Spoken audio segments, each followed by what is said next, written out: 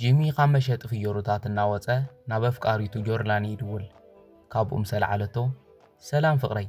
ከመይ ከም ዝናፈቕኩ ከይትፈልጥን ኣበይ ዳ ኣለኺ ኢሉ ሓታ ንሳ ግና ይቕሪታ ፍቕረይ ሕጂ ክመፀ ይክእልን ስራሕ በዚሕኒ ኣሎ ኢላ ትምልስ ጂሚ ግን እኮ ፍቕረይ ሎሚ ውህብቶ ክበክ ቆፀሮ ነይርና እዩ ብዙሕ ከዓ ኣይንዱንግን ኢሉ የዘኻኽራ ንሳ ከዓ ፍቕረይ ሕጂ ኣይክእልን ብዙሕ ስራሕ እዩ ዘለኒ ኢላ ትምልሰሉ ጂሚ በጃኺ ፍቕረይ ዓይኒ ኽዋላ ሪኤክ ክምለስ ኢሉ ይዛረባ ንሳ ከዓ ብሕርቃን ኣይትሰምዕ እንዲኻ ስራሕ በዚሕኒ ኢኹ እየ ዝብለካ ዘለኹ ቻው ፀኒሐ ክድውል ኢላ ኣብ እዝኑ ተዓፅኦ ጂሚ በዚ እናሓረቐ ግና ሃንደበት ልባ ኣጥፊኣ ትጎይ ዝነበረት ጓል ትላተሞ ጂሚ ብሕርቃን ዓይኒ ከይትርኢን ኢሉ ይዛረባ ንሳ ግና ብፍርሒ ተሃድም ስለ ዝነበረት ትምልሰሉ ግዜ ይነበራን እዚ ኸይኣክል እቲ ዘጓያ ዝነበረ ወዲ እውን ነቲ ዝገዝኦ ፍዮሩ ብምርጋፅ ዝገደደ ባላሽሉ ይሓልፍ ጂሚ ነፍቃሪቱ ውህብቶ ኢሉ ዝገዝኦ ፍዮሩ ስለ ዝተበላሸዎ ኣዝዩ ይሓረቕ እዝማ ክዕገስ ኣይክእልን ከይደ መን ምዃነይ ከርእዮም ኢሉ ነቶም ፍዮሩ እዩ ዘበላሸዉ ሰባት ክስዕቦም ጀመረ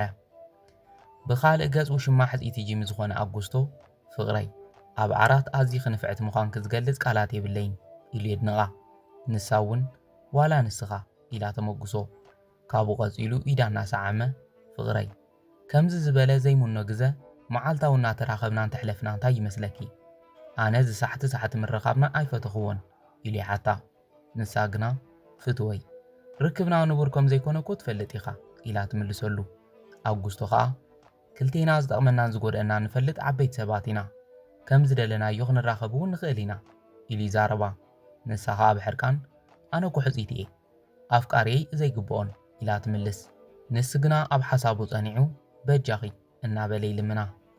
ብኻልእ ገጽ ንሚሌና እናተጓየዩ ኣብ ሓደ ሰብ ዘይብሉ ጸቢብ ቦታ ይበጽሑ እቲ ንሚሌና ዘጓያ ዝነበረ ገጅፍ ወዲ ኩሎ ብኢድክ ዘሎ ገንዘብ ሃቢ እናበለ ይፈራርሓ ንሳ ግና ረዳእ እንተረኸበት ግልጽልጽ እናበለት ዝህበካ ገንዘብ የብለይን ኢላ ትምልሰሉ ካብኡ ኢዱ እናወጣወጠ ኣነ ዓሻለይ ዝመስለኪ ኩሉ ሒዝክዮ ዝነበርክ እናሸጥክዮ እኮ ርኤኪ ቀልጥፍ ግዳ ገንዘብ ሃቢ ኢሉ የፈራርሓ ሚሌና እናበኸየት ከላ ጂሚ ኣብ ጥቖም በፂሑ ግደፋ ኢሉ ይእዝዞ እቲ ሌባ ናብኡ ግልጽ ምስ በለ ሚሌና ብዝሓዘቶ ሸሓነ ርእሱ ወቂዓ ውደቐቶ ካብኡ ጂሚ ናብኣ ቐሪቡ ናይ ፈጣሪ ስራሕ እዩ እንቋዕ ሰዓብክኹም ደሓን ዲኺ ኢሉ ሓታ ደሓን እየ ምስ በለቶ ኢዳ ከም ዝሓዛ ፈሊጣ ብሕርቃን ፈንወኒ ኢላ ተፋጥጠሉ ጂሚ ከዓ ኣጆኺ ህድእ በሊ ኣነ ኮ ክሕግዘኪ ጥራይ እደልየ ኢሉ ይዛረባ ካብኡ ሚሌና ንምንታይ ትኽተለኒ ኣለኻ ኢላ ሓተተቶ ንሱ ከዓ ዝመጻ ኩሉ ምኽንያት ዘበላሸኽዮ ሕቑፉ ፍዮሩ ክትገዝእለይ ንምሕታት እዩ ኢሉ የፍልጣ ብኻልእ ገጽ ውሽማ ጆርላኔ ብዛዕባ ምሕሳብ ዘይትገድፍዮ ሕጂ ብዛዕባና ጥራይ ሕሰቢ ክንሕጎስ ደይኮና እንተራኺብና ኢሉ ይዛረባ ንሳ ግና ኣብ ሓሳባ ጸኒዓ ግን እኮ ጽቡቕ ኣይኮንና ንገብር ዘለና ኢላ ትምልስ ንሱ ከዓ ብሕርቃን ምስ ጂሚ ንምዃን ኢልኪ ንዓይ ክትርሕቕኒ ትሓስበለኺ ኢሉ ይወቕሳ ንሳ ግና ከይመለሰትሉ ናብ ደገ ትወፅእ ብኻልእ ገጽ ሚሌና ንጂሚ ይቕሬታ ዝሓወይ ኮይኑ ግና ዝኸፍለካ ገንዘብ የብለይን ኢላ ንኽምሕራ ትልምኖ ንሱ ከዓ ኣነ እውን ተዘይኽፍለኪ ደስ ምበለኒ እዚ ግና ንሕፂተይ ዝገዛእኽዎ ውህብቶ እዩ ኢሉ ይዛረባ ካብኡ ሚሌና ክትበክ እናበለት ሕራይ ኬክ ሸይጠ ዝረኸብክወን ኩለን ክህበከ እየ ኢላ ሳንጣ ብምኽፋት ዝሰርሐተን ሳናቲም ተርእዮ ኣብዚ ግዜ ጂሚ እናሕዘነቶ በቃ ምሒረክ ኣለኹ እዚ ንዓኻ ሓዝዮ ኢሉ ይዛረባ ሚሌና እናተሓጐሰት ኣነ እውን ከም ዘይተኽፍለንማ ይፈልጥ ነይረ እየ ኢላ ትምልስ ብኻልእ ገጽ ጆርላኒን ውሽማኣ ኣይኮነን ከምቲ ንስኻ ዝበልካዮ ንዓኻ ገዲፈ ምስኡ ክኾነ ይደልን ኢላ ትምልሰሉ እንታይ ክደኣ ትደሊ ኢሉ ምስ ሓተታ ድማ ብሕርቃን ብሓደ ኸለና ንምንታይ ከም ሰብ ዘይረኣኻኒ ንምንታይ ተሳቒየኒ ነይርካ ሕጂ ኣነ ምስ ካልእ ምስ ኮንኩ ግና ዋላ ሓንቲ ከም ዘይተፈጠረ መጺኻ ብላዕሊ ክትኮን ትደሊ ኢላ ትወቕሶ ብኻልእ ገጽ ጂሚ ንሚሌና እንድሕር ክትከፍልኒ ዘይትኽእል ኮይንኪ ሓደ ነገር ክሓተኪ ይብላ ካብኡ ሚሌና እናሓረቐት እንታይ ደሊኻ ኢላ ተሓቶ ንሱ ከዓ ከምኡ ኢልከ ይትረኣይኒ ሕማቕ ነገር ኣይኮነን ኢሉ ይምልስ ንሳ ከዓ ካባይ እንታይ ደሊኻ ኢላ ትጥምቶ ጂሚ ነፍቃሪተይ ውህብቶ እየ ዝገዝእ ነይረ ኢሉ ምስ ጀመረ ሚሌና ኣነ እሞ እንታይ እቲኒ ኢላ ተቋርጾ ንሱ ከዓ ንስኺ ጓል ስለ ዝኾንኪ እንታይ ከም ዘሐጉሰክን ካባይ ንላዕሊ ትፈልጢ ስለዚ ተጋዝእኒ ኢኺ ይብላ ሚሌና ግና ርእሳና ነቕነቐት ጽቡቕ ኣይሓሰብካን ኣነ ውህብቶ መሪፀ ኾነ ተቐቢለ ይፈልጥን ስለዚ እንታይ ከም ዝውሃብን እንታይ ከም ዝሕጉስን ኣይፈልጥን ኢላ ትምልሰሉ ንሱ ግና ኣነ እኮ ማኽር ነይበልኩኹን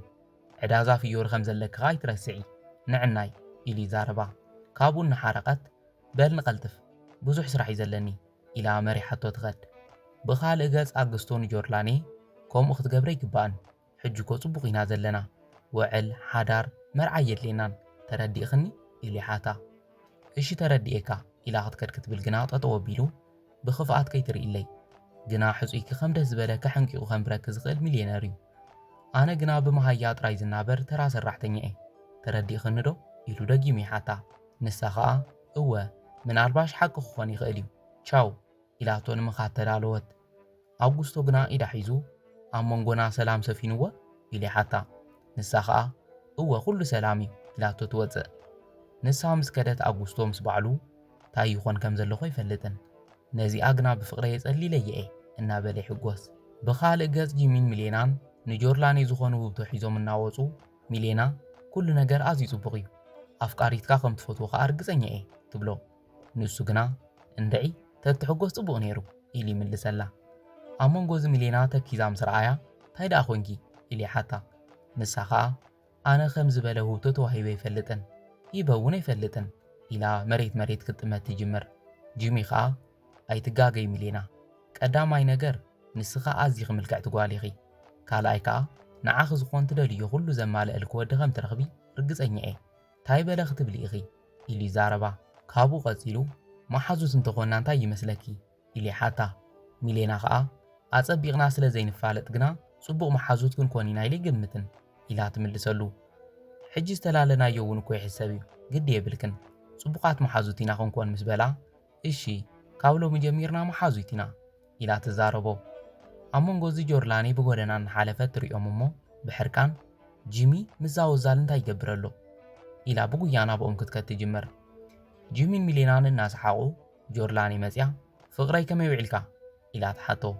ሚሌና ድምፃ ምስ ሰምዐት ብፍርሒ ናብ ድሕሪቱ ኸይዳ ትሕባእ ንሱ ኸኣ ሰላም ፍቱተይ ኣብዚ ደኣ እንታይ ትገብረ ኣለኺ ኢሉ ይሓታ ንሳ ግና ንሕቱእ ንጎኒ ገዲፋ ንስኻ እምበር ምስኣ እንታይ ትገብር ኣለኻ ኢላ ተፋጥጠሉ ሚሌና እናፈርሐት ሰላም ኢላ ኢዳ ንሰላምታ ትዝርግሐላ ኣብ መንጎ እዚ ጂሚ ፍቕረይ ባዕልኺ ካብ መጻኺ እዚኦም ንዓኺ ዝገዛእኽዎም እዮም ኢሉ ዝገዝአላ ውህብቶታት የርእያ ጆርላኔ ብሓንሳእ ገጻ ተለዊጡ ብሓጎስ እናዘለለት ንዓይ ኣዝዮም ጽቡቓት እዮም የቐኒየለይ ኢላ ትስዕሞ ጂሚ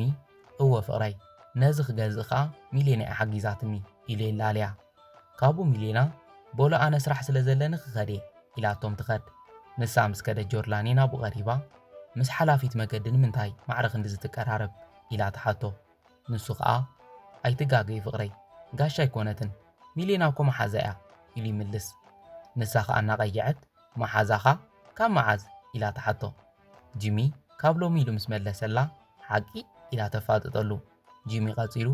ካልእ መዓልቲ ኸዕልለኪ እየ ነዊሕ ታሪኽ እዩ ኢሉ ይዛረባ ኣፍቃሪቱ ግና ብሕርቃን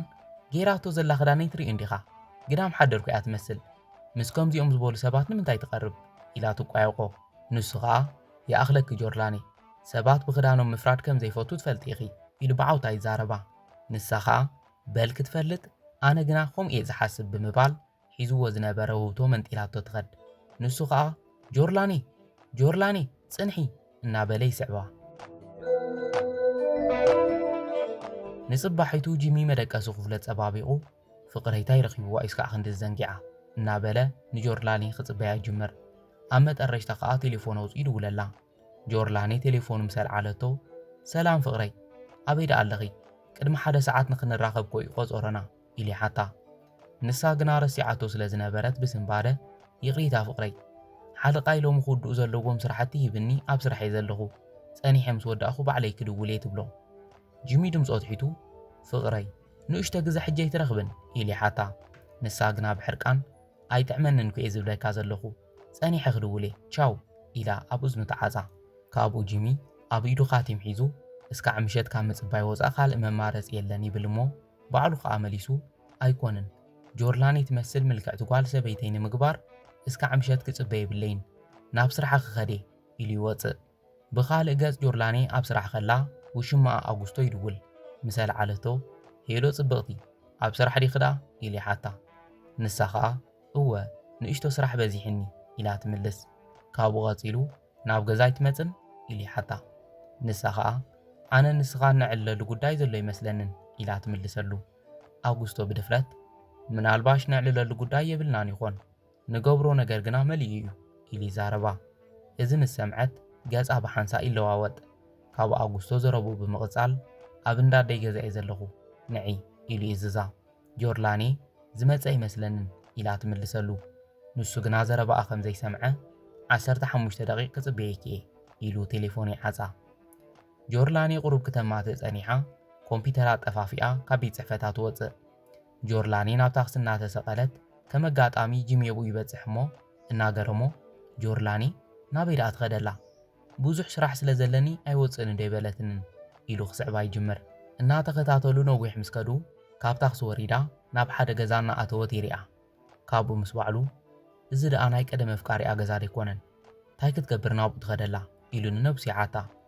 ጆርላኔ ግልጽልጽ እናበለት ናብ ውሽጡ ምስ ኣተወት ኣውጉስቶ ብሓይሊ ስሒቡ ክስዕማ ይጅምር ካብኡ ተሰኪሙ ናብ ውሽጢ ሒዝዋ ኣተወ ፍትዋት ቤተሰብ ስራሕና እንተፈቲኹሞ መዓልታዊ ኣብ ዘርጋሕናዮ ንኽበጽሐኩም ላይክን ሳብስክራይብን ምባል ከይትርስዑ ብኻልእ ገጽ ጂሚ እናበኸየ ንምንታይ ጆርላኔ ካብ ልቢ ክዘፍቀርክ ንመሲልኒ ነይሩ ኢሉ ይበኪ ከም ኣጋጣሚ በቲ ከባቢ ተሓልፍ ዝነበረት ሚሌና ናብኡ ቀሪባ ጂሚ እንታይ ተፈጢሩ ኢላ ተሓቶ ንሱ ኸኣ ዋላ ሓንቲ ኢሉ ይምልስ ንምንታይ ትበከ ኣለኻ ደሓነይ ትመስልን ምስ በለቶ ኸኣ ዋላ ሓንቲ ኣይኮንኩን ጽቡቕ ስለ ዘይተሰማዓኒ እዩ ኢሉ ይምልሰላ ካብኡ ሚሌና ኣፍቃሪትካ ድያ ኢላ ተሓቶ ንሱ ኸኣ ኣብ ኢዱ ሒዝዎ ዝነበረ ቀለበት እናርኣየ እወ ንሳ ኢሉ ይምልስ ብኻልእ ገጽ ጆርላኔ ንኣጉስቶ በል ሕጂ ክኸደለኒ ኢላቶ ክትስእ ብኢዳ ሒዙ ንእሽቶ ዘይትጸንሒ ኢሉ ይሓታ ንሳ ኸኣ ናብ ጂሚ ክኸደለኒ ሙሉእ መዓልቲ ክጽበየኒ ይውዒሉ ክኸደለኒ ኢላቶ ክትስእ ትዳሎ ካብኡ ኣጉስቶ ምሳይ ካብ ምዃን ምስኡ ምዃን ክትመርጺ ኢሉ ይሓታ ጆርላኔ እናፈለጥካ ይትሕተት ኢላ ትምልሰሉ ካብ ቃል ክሰምዐ ዝደሊ ምስ በላ ግና ካብ ምስ ሕጹየይ ምሳኻ ምዃን እዩ ዘሐጉሰኒ ኢላ ተረጋግጸሉ ካብኡ ኸይደ ኢላ ክትለዓል ክትብል ኢዳ ሒዙ ምሳይ ትጸንሕን ኢሉ ይሓታ ንሳ ኸኣ ሕራ ኢላ ሓቒፋቶ ደቀሰት ብኻልእ ገጽ ሚሌና ጂሚ ንሕማቕ ጓል ኢልካ ነብዐትካ ይተፍስስ ኢላ ትመኽሮ ንሱ ኸኣ ቃንዛ ኢድኣ ናበይ ክገብሮ ኢሉ ይሓታ ንኽነፍሰለይ ክዛረቦ መለኒ ኣነ ግና ገጽ ንገጽ ክሪኦም እኳ ዘይክእል ፈራሐ ኢሉ ምኳዩ ቐጸለ ኣብዚ ግዜ ሚሌና ኣነ ተዝኾን ልኩዕም ክቦም ነይረ ሕጂ እውን ኬድካ ከምቲ ንሳ ተሓስበካ ሕማቕ ከም ዘይኮንካ ርእያ ኢላ ተተባብዖ ንሱ እውን ብሓሳባ ተሰማሚዑ ሓቂ ኺኢኺ ስዕረተይማ ክትርኢ የብላን ከይደ ዋጋ ክህባ ኣለኒ ኮይኑ ግና በይነይ ዝኽእሎ ይመስለንን ምሳይ ክትከድዶ ኢሉ ይሓታ ሚሌና ቁሩብ ሓሲባ ሕራይ ምሳኻ ክኸደ ኢላ ቃል ተኣተወሉ ካብኡ ተተሓሒዞም ይኸዱ ናብ እንዳ ኣጉስቶ ብሰላሕታ ምስ ኣተዉ ኣብ መደቀሲ ክልቲኦም ተሓቋቒፎም ይረኽብዎም ጆርላኔ ብስንባደ ጂሚ ኣብዚ እንታይ ትገብር ኣለኻ ኢላ ተሓቶ ንሱ ኸኣ ብሕርቃን እንታይ ጌረኪ እየ ዝትፈዲኒ ኢሉ ይሓታ ንሳ ኸኣ ብዘይልባ ከምኡ ኣይኮነን ፍቕረይ ጽናሕ ከርድአካ ኢላ ትልምኖ ኣጉስቶ ግና ብህድኣት ዝዓርከይ እንታይ እዩ ዘሕርቀካ ዘሎ በቃ ልዕለይኻ ንዓይ መሪፃ እዚ ኮ ዘሕርቕ ነገር ኣይኮነን ኢሉ የላግጸሉ ጆርላኔ ግና ንዕኡ ስቕ ንኽብለ ጠንቂቓ ፍቕረይ በጃኻ ስምዐኒ እናበለት ትልምኖ ንሱ ግና እንታይ ክትረድእኒ ጆርላኔ ንዓይ ዝኾን ግዜ ሰኣንኪ ምስ ነበረ ፍቃሪኺ ግዜ ንምሕላፍ ከም ዝኾነ ዲ ክትርድእኒ ኢሉ ይሓታ ንሳ ግና ከምኡ ኣይኮነን ፍቕረይ ንኣጉስቶ እናረኣየት ንዕኡ ዋላ ሓንቲ ስምዒት የብለይን ኢላ ትዛረብ ሚሌና ኣብ መንጎ ኣትያ ኣይተሓስቡ ምስ በለታ ኸኣ ብሕርቃን ንስኸብ ናብራይ ዝእቱ የብልክን ኢላ ትጸርፋ ጂሚ ኸኣ ናትክ ዘረባ ክሰምዕ ይደልን ሓደ ነገር ንኽትፈልጢ ናትክ ተግባር ንዓይ ይቀትለንን ምኽንያቱ ኣብ ጸገምካ ዝበጽሑልካ ቁኑዓት ሰባት እምበር ከማኺ ዝበሉ በደልቲ ንምርስዖም ቀለልቲ እዮም ሓንሳእ ካብ ልቢ እንተወፂኦም ድማ ምእተው ይብሎምን ንስኹ እውን ሕጂ ንዓይ ተራኢኺ ይብላ ጆርላኔ እናበኸየት ጽናሕ እናበለት ትልምኖ ንሱ ግና ሰናይ ይጽናሕኺ ኢልዋ ይወፅእ እናበኸየት ኣጉስቶ ንዝገጠመኪ ነገር ኣዝዩ ይሓዝን ሕጂ ሓሳብ ግን ክትእክቢ በይንኺ ከድፈኪ እየ ይብላ ንሳ ኸኣ ኣይኾንን ሕጂ ምስ ጂሚ ተፈላለየ ስለዚ ኣነ ንስኻን እናበለቶ ንዘረባኣ ብሰሓቕ ኣቋሪፁ ኣብ መንጎይን ኣብ መንጎኽን ዋላ ሓንቲ ነገር ከምዘየለ ረሲዕኽዮ ዲኺ ስምምዕና እኮ ከምኡ እዩ ድሕሪ ሓደ ሰዓት ኣደይ ካብ ስራሕ ስለ ትምለስ ሕጂ ክትከደለኪ ኢሉ ብትሕትና ይዝዛ ጆርላኒ ብሕርቃን ኣብዚ ሕጂ ሰዓት ከምዚ ትብለኒ እንታይ ዓይነት እንስሳ ኢኻ እናበለት ትጸርፎ